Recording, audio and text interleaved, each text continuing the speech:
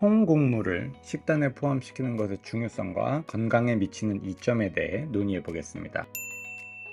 통곡물은 미국 식이지침에서 강력하게 권장이 되고 있고요. 하루에 섭취하는 곡물의 절반 이상을 통곡물로 채우는 것이 목표입니다. 일반적인 2000칼로리 식단을 기준으로 할 때 하루에 약 3온스 정도의 통곡물을 섭취해야 됩니다. 그램으로 바꿔 계산하면 85g 정도, 컵으로 생각하면 약 절반 좀 안 되는 3분의 1 조금 넘는 정도의 양이에요. 그런데 이 통곡물이 정확히 어떤 걸 말하는 건지, 정제 곡물과 어떻게 다른지, 그리고 왜 통곡물이 건강에 좋은지 알아보겠습니다. 통곡물은 빵, 시리얼, 오트밀, 토티아, 파스타 같은 음식에서 발견이 돼요. 통곡물과 정제 곡물의 가장 중요한 차이는 가공 방식에 있습니다. 정제 곡물, 예를 들어서 흰쌀이나 흰빵은 가공하는 과정에서 중요한 영양소인 섬유질, 철분, 비타민 B군이 포함된 겨와 배아가 제거가 됩니다.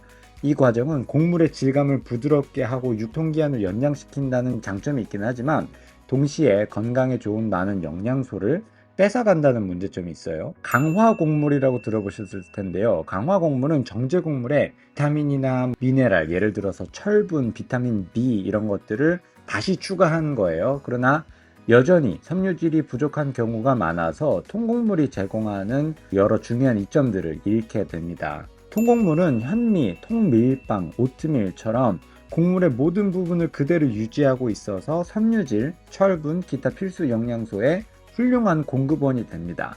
또한 혈당을 급격하게 올리지 않기 때문에 혈당 지수가 상대적으로 낮은 음식에 속합니다. 통곡물을 더 많이 섭취를 하면 여러 중요한 건강상의 이점과 연관이 있습니다. 예를 들어 연구에 따르면 통곡물을 더 많이 섭취하는 사람들은 체중 관리가 더 잘 되고 심장병과 암의 위험도 낮아진다고 합니다.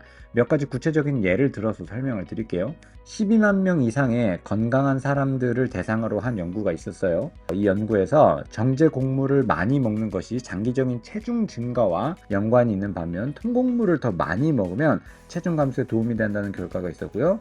그 외에 40만 명 이상을 대상으로 한 대규모 연구를 종합을 해보면 통곡물을 더 많이 먹는 사람들에서 심장병 발병 위험이 무려 21% 낮았습니다. 11만 7천 명 이상을 대상으로 한 또 다른 대규모 연구에서는 통곡물 섭취가 심혈관 질환으로 인한 사망 위험을 15% 낮추고 전체 사망률을 9% 낮추는 것으로 나타났어요. 이 외에도 세계암연구기금 같은 기관에서 권고하는 바에 따르면 대장암 위험을 줄이기 위해 더 많은 통곡물 섭취를 권장하고 있습니다. 결론적으로 가능한 정제 곡물 대신 통곡물을 선택을 하시면 섬유질과 같은 영양소를 더 많이 섭취할 수 있을 뿐만 아니라 장기적으로 여러 건강 문제를 예방할 수 있습니다. 따라서 빵, 시리얼, 파스타, 쌀을 통곡물로 대체하는 것이 건강에 긍정적인 영향을 미칠 거예요.